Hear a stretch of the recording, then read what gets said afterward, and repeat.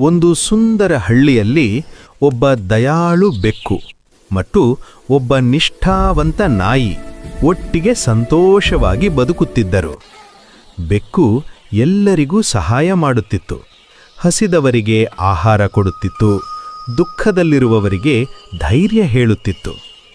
ನಾಯಿ ತನ್ನ ಸ್ನೇಹಿತರನ್ನು ಯಾವಾಗಲೂ ಕಾಪಾಡುತ್ತಿತ್ತು, ಅಪಾಯ ಬಂದಾಗ ಮುಂದೆ ನಿಂತು ಎಲ್ಲರನ್ನೂ ರಕ್ಷಿಸುತ್ತಿತ್ತು. ಒಂದು ದಿನ ಚಿಕ್ಕ ಹಕ್ಕಿಯೊಂದು ಗಾಯಗೊಂಡು ನೆಲದ ಮೇಲೆ ಕುಳಿತಿತ್ತು. ಅದು ಹಾರಲು ಆಗಲಿಲ್ಲ. ಇದನ್ನು ನೋಡಿದ ಬೆಕ್ಕು ತಕ್ಷಣ ನೀರು ತಂದುಕೊಟ್ಟಿತು.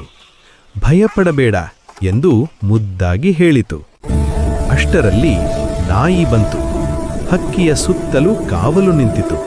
ಯಾರೂ ಹಕ್ಕಿಗೆ ಹಾನಿ ಮಾಡದಂತೆ ಅದು ಕಾಪಾಡಿತು. ಸ್ವಲ್ಪ ಸಮಯದ ನಂತರ ಹಕ್ಕಿಗೆ ಶಕ್ತಿ ಬಂದಿತು. ಅದು ತನ್ನ ರೆಕ್ಕೆಗಳನ್ನು ಹಾರಿಸಿ ಆಕಾಶಕ್ಕೆ ಹಾರಿ ಹೋಯಿತು.